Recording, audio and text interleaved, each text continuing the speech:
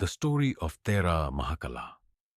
While residing in the neighborhood of the town of Setabia, the Buddha uttered verses 7 and 8 of this book, with reference to Mahakala and his brother Kulakala. Mahakala and Kulakala were two merchant brothers from the town of Setabia.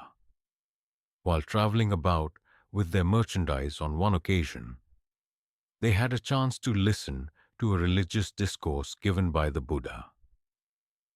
After hearing the discourse, Mahakala asked the Buddha for admission to the order of the bhikkhus. Kulakala also joined the order, but with the intention of coming out of the order and to bring out his brother along with him. Mahakala was serious in his ascetic practice at the cemetery, Sosanika Dutinga, and diligently meditated on decay and impermanence. He finally gained insight and attained arahatship.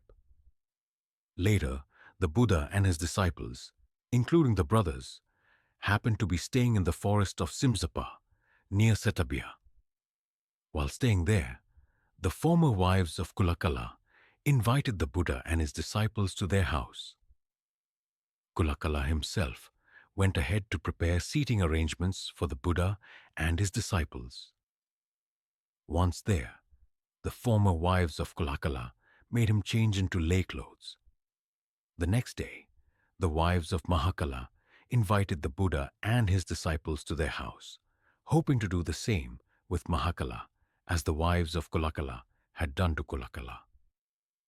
After the meal, they requested the Buddha to let Mahakala remain to express appreciation, anumodana.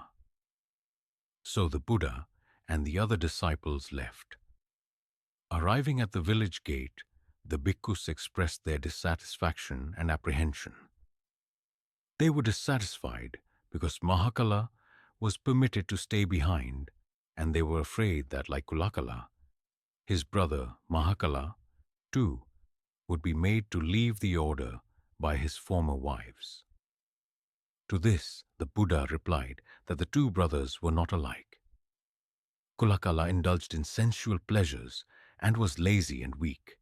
He was just like a weak tree.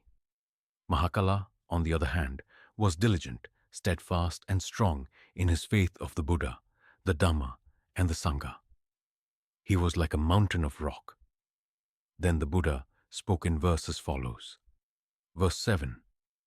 He who keeps his mind on pleasant objects, who is uncontrolled in his senses, immoderate in his food, and is lazy and lacking in energy, will certainly be overwhelmed by Mara, just as stormy winds uproot a weak tree.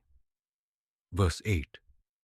He who keeps his mind on the impurities of the body, who is well controlled in his senses and is full of faith and energy, will certainly be not overwhelmed by Mara, just as stormy winds cannot shake a mountain of rock.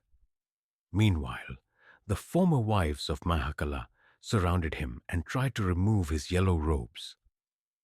The Thera, sensing their attitude, stood up and, rising up into the air by his supernormal powers, passed through the roof of the house into the sky. He landed at the feet of the Buddha at the very moment the master was coming to the end of his utterance of the above two stanzas. At the same time, all the bhikkhus assembled there were established in Sotapatti fruition.